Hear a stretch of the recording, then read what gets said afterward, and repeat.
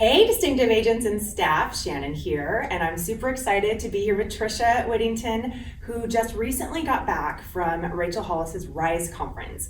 So I convinced her to sit down and talk to me about that a little bit.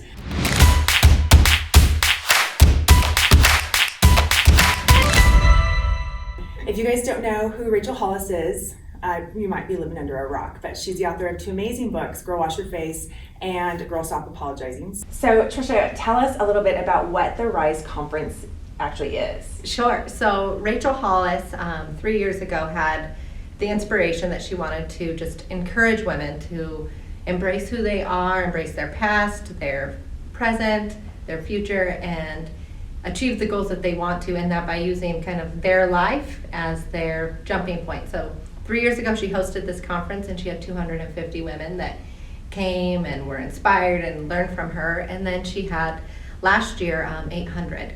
So she did a documentary on that, and it was awesome. It was in local theater, so I went with some friends. And one of my friends, who literally is a friend of mine from high school, she's 3 years younger. She's actually one of my sister's really good friends. She came with us. She wanted to be part of it. And then when tickets went on sale for the next Rise conference, she texted me and said, "We should go. Let's figure out how to do this." And my first reaction was literally like, I can't do that. I mean, I felt like the energy coming up in my stomach, the idea of leaving my kids, my husband's like, how am I going to do that? And so because that was my reaction, it was like doing exactly what Rachel said. I'm like, I've got to carve the time out. I'm going to do what I need to do to attend. And so I told her, let's go. Tickets came on sale, and it was kind of one of those when they came on sale, the computer crashed, and so I texted my friend, I'm like, I can't get the tickets, I have to go. She ended up getting them like 2 hours later. She texted me, she's like, look what I got. So we got the tickets, and off we went. So tell me about that mindset flip too, where you went from, I absolutely not, I can't go. I've got these little kids, which we all can relate to, and work full time and have a husband. And from reading her book, and what I love is she comes from a place of authenticity, because it's like we look like we have it together on social media. Pictures are beautiful, kids are smiling, and really behind the scenes, probably 5 minutes before that, everyone was crying, throwing a fit, and we barely pulled it together to grab whatever that shot was. You share the good, right, but you don't always share the bad. So it was like, I know, working in full-time real estate, doing the development of the buildings that we're building right now for homes, and then with just, two little ones, they're under the age of 4. And then my husband, it was like, how am I going to do it? And it was one of those, I haven't done anything since I've had my children, where I've just focused on myself, including, the gym. We had to do IVF to have babies. So I ended up just saying, that's it. You've got to do something for yourself, because emotionally and mentally, I was just at this point where I was kind of at my wit's end, would be a good way of putting it, that I just wasn't taking care of me. 100%. It's so important, but yet we as moms and wives and working women definitely think we need to take care of everyone else first, and often forget how important it is to pour into ourselves. So actually, tell me first about your husband. What was his thoughts before you were going? Sure. So a couple months leading up to it, we were at his mom's house, and she says, he's telling her, well, I'm going to come back because Trisha has to go to some stupid conference. And I the eyes, the everything. So later that day, I was like, what are you talking about? Stupid conference. Your golf tournament's super important. Exactly. I'm like,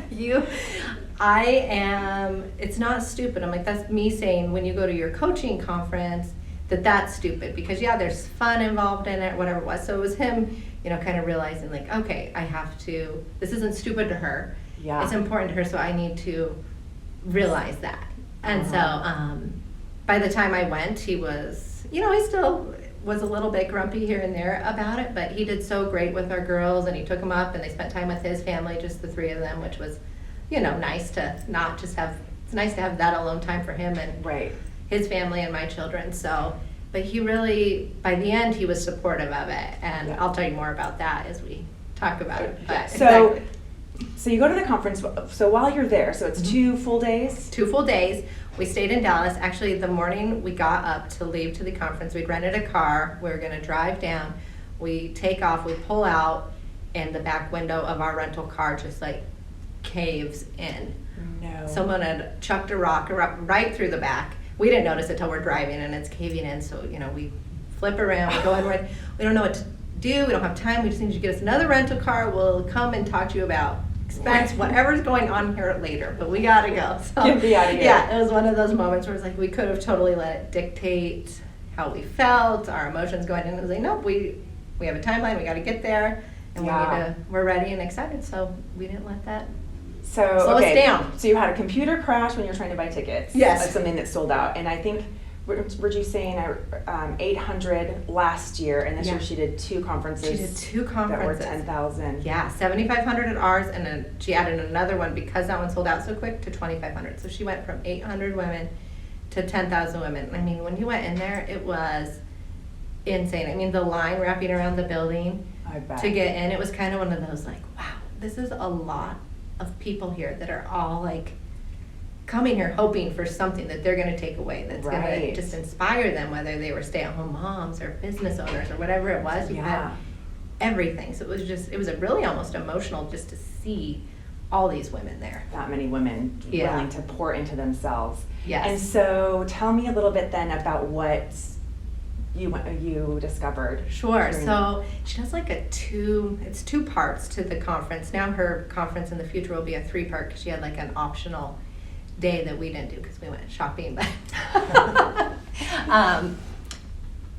the first day is about embracing your past. And I mean, that day is so emotional because she has a form and it's things that people have gone through. Like, I'm an emotional eater. I've been raped. I drink too much, whatever it might be. I mean, it literally had every box on there that could be checked. So you would check the box that applied to you, the truths that you don't like to admit to yourself. Yeah. And then you fold it up and then you pass it to someone next to you, and then they pass it and they pass it. You pass it about 10 times so you don't know where this piece of paper is.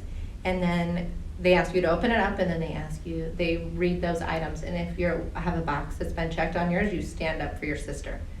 And I mean, it was insane watching, what people have gone through, from rape and alcoholism to, it was just. And going from a place of shame about all of the boxes you checked to such a place of compassion, I imagine. Yeah, exactly. Completely different because, you don't judge anyone else as harshly as you judge yourself. Right. And then after that was done, you take those and you pass them to the front, and then they're all just thrown over because, you're getting rid of your past. So you can, or you're acknowledging it. And Rachel, one thing that I just love, because I think about it in my life so much, is instead of looking at things, why did this happen to me? You look at it from a place of, how did this happen for me? Right. And so, it was huge. We did IVF for our girls, and there's this whole Rise conference of women now. We have like a private Facebook page, and a girl was talking about how she just doesn't know how to do the IVF and what are your best advice and steps. And I told her that, my best advice for you is to not look at it, because I remember going through it and thinking, this is so unfair. Why do we have to pay to have a baby? Why doesn't this work? But now I look at it, I'm like, think about it. Why did this happen for you? Because I wouldn't have my babies if this wasn't my story. Absolutely. And it's how did this shape me and make me stronger, and how did I grow and evolve through this? And, and there's certainly having a compassionate heart too, to be able to help others going through the same struggle. Exactly. How do you help them? How do you use it for good as opposed to using it for something that was so challenging for you and thinking about that your whole life as a victim, but taking that as like a sounding board for you to help spread good. Absolutely. And so that was the first day, so super heavy. And then super heavy. That night, the person I went with, she felt like she had strep throat, so we drove around to multiple urgent cares so she finally could get in somewhere. So I was just waiting in the car for her, and I called Ryan, and this was kind of one of the processes of our steps. And I was like, today was emotional. All I've done is cry. I'm like crying on the phone. He's like, oh my gosh, like, how is this inspiring? Like, how is this helping you? How are you grow and develop? Exactly. And I'm like, well, it's just going to help me get better, and we can always do better. And if we look at our circumstances, and it was one of those moments. He's like, I said something, and I'm like, when I come back, he's like, well, no, wait, I thought you were just going and then coming back, and that was it. Right. And that was like fixing it all there. and then you're gonna come back and just go back to being mom, wife, realtor, whatever yeah. you are, you're just going to come back and be those things. And it was in that moment, I mean, we had a pretty good conversation about it. I was like, no, when I come back, like, I want to grow as a couple and do more and be better together. And then the next day, they talk about, the first person who spoke was Dave Hollis. Yes, I love him. I love him too, and he has a book coming out, so I'm super excited about it because I think it's going to be great. I told Ryan he's reading it, he's listening to audiobook, or I'm going to read it out loud in bed. Because we're reading it as a couple. We're going to have bedtime. And also, if you guys don't, Rachel Hollis has a Rise podcast, but she and her husband Dave have a Rise Together podcast that Todd and I both listen to, and it's amazing. I can't wait to hear about this. So Dave comes on stage, and he talks about the first time that Rachel went to this conference. And it honestly was like, as I'm listening to him, like, this is my conversation with Ryan last night. She went to like Tony Robbins, didn't she? Yeah, she went to, and he didn't tell us who it was, but yeah, he's like, she goes, she comes back, she's fired up. I'm like, she's who like, are drank you? Kool-Aid, joined a cult, like literally, that's what he felt like. He's like, and I mean, I remember getting out of bed and doing these things, but it was really just through her doing what she knew she needed to do to be better and leading by example. I started to join her. Be like, but what you really have to do is go home and get comfortable with the idea of making people uncomfortable. And it's not even that they have you write this letter, dear whoever, you know, this is my dream that I'm working to achieve. It doesn't mean I still won't be a great mom and wife and realtor. I can't do any of these other things. It just means that I'm going to focus and provide time for myself. So that was a great conversation, because the first night we got back, Ryan wasn't like super receptive to it. And I literally was like, it's okay that you're uncomfortable with me right now, because this is just what I'm going to do, and you'll start to see that it's working. And if you don't like it, you'll get out. I'm like, you will like it. Trust me. I'm like, it's going to be good, because it doesn't make me love you less or change the way I feel about you. It's just something I want to do for myself to be better. Well, and also it makes them realize probably like, wow, like that's an option for me, because it's so easy to get stuck in our spot. And I remember feeling like that with Todd, like you're doing these things, because he went to a lot of personal growth conferences, or speakers anyways, at the conferences he went to.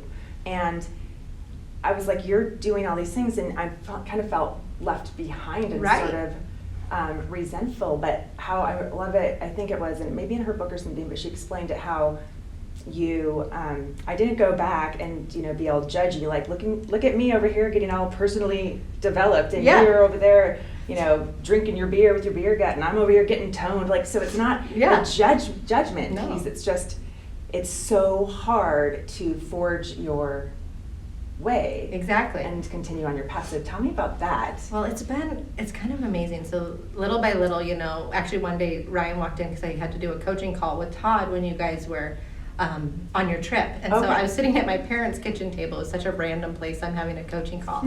And Ryan walks in and he's like, what are you doing? I'm like, coaching with Todd, like mouth it to him. And he's like, okay. So when I get done, he's like, you are so fired up. I'm like, I am. I'm like, it's exciting. I'm like, I feel like I'm like back to my old self. And he's like, well, where have you been? And I was like, I don't know. Right. I had babies, we've been busy. I'm like, I just haven't been taking time for me. And he's like, well, and so I could see that he kind of like saw it again. And I was like, well, and that's what you need to do. Like, whatever your dream is, let's chase it down. I mean, if it requires, you want to become a head coach somewhere and it takes us away from Grand Junction, we'll do it. Like, I'll do whatever we need to do as a couple to make it work. I don't want to leave Grand Junction, but if that's your dream and the right dream happens, we're going to do it. So I'm like, it's not just for me, it's for you. So a couple weeks later, we were camping with some of Ryan's friends, and the guys were giving me a hard time about this. Not Ryan, but his friends. Like, I don't understand this. Like, what does she have to make her qualified? So, I'm sitting there defending it, and finally Ryan's like, honestly, it's like going to a football game. Like, you bought her the swag there because you support the football team. We go to coaches conferences, and it was like all of a sudden Ryan got it, and I just loved it because he like stepped in and was like defending me and was like, this is why she did it, and it was good for her, and I'm happy that she did it, and if she needs to do it again with another person or go to another Rachel Hollis, I'll support her. So it was so cool because I watched him from like, why are you going to this stupid conference, to him like seeing why I went. Exactly, so cool. Because he saw the fire and how you're changing, and you're like, wow, you're still my loving wife. You're Yes. still an awesome mom and kicking ass at real estate. But now that passion, which is that spark is lit in Yes. you, and like how much joy it fills you with, and Yes. and how that just overflows. It's so true. So reentry. How long has it been since the conference to? It's been, so we got back just about 1 month ago. Okay. I know that from the Start to Day journal that I do with her every day. So Rachel has the Start to Day journal. Oh yeah. 5 things that you're grateful for every day, because I mean, when you look for little things that we're grateful for, Oh my gosh. I mean, so simple, like Yeah. decorating my house in the color mustard and I love you know, it. dance parties. So whatever it is that I want to Yes. do, but and then her thing is the 10-10-1. 10 years from now, what do you picture your life as? 10 dreams and then 1 goal at a time. And so for me, my biggest one, and I'm still working on narrowing this in, but it's, you know, coming from a corporate place where I was working 8 to 5 plus whatever additional hours to running my own business that Mhm. is a lot of times outside of the 8 to 5, lots of times it's 5 to 8 at night, Yeah. plus, you know, Weekends and everything else. So how do I still have to dedicate time during the day to the basics of the business, but take care of myself first and carve that time out. But that's my first goal on there, is that I control my calendar, because that's going to really propel every single Yeah. dream on there. 100%. And, you know, that's also giving myself grace in the fact I have a 3-year-old that gets up 3 times a night right now because she's scared. I'm like, you're 3, let's sleep. Wait, no. This is not on my time blocking. Yeah, you need to go back to bed. You need to go back to bed. So it's giving myself grace and being in that, because Rachel talks about that, you know, getting up an hour earlier every day. And I would love to do that, but sometimes with my babies, they're just not sleeping yet. And if I get up an hour earlier, I'll sleep for 2 hours, and I can't function on 2 hours of sleep. Absolutely not. So it's giving myself grace to not be like, but you should be doing this. Because it's like, yeah, when the time is right in my life, I can do that. But And until then, I allowing got to be yourself. mom to her who's scared at night. So Right. When I tell people when they're trying to add time, you know, just to start with like get up 10 minutes or 15 minutes. Right. Early. It doesn't have to be a whole hour and a right, half. exactly. Um, Work up to it. So this is awesome. I'm so excited for you, and it's like kind of lights that fire in me too as I'm trying to get back into the swing of things with Mhm. school and a house remodel. What advice would you give to other women who are sitting there like telling themselves those same limiting beliefs? I can't go. I don't have time. I don't have the money. I don't have the right. you Right, know? yeah. You know what I would say is, and I literally, it just hit me last week. I'm like, I should make a t-shirt because I should wear this shirt around. But guilt is like a huge thing that we as moms have. And it's like really no one else feels that but us. Yeah. We do it to ourselves. So what I've done is I've literally just cut the guilt. I focus on what I'm doing 1 thing at a time, and then I move on to the next so I can be present at each moment, because each part of the day is important. Yeah. But I've literally just like cut the guilt out, and I can't even tell you, I no longer have those butterflies in your stomach that are, I should be with my kids, I should be doing these things. It's like, I will be, but at this moment I gotta do this. Exactly. So just And cut I'm the doing guilt this out.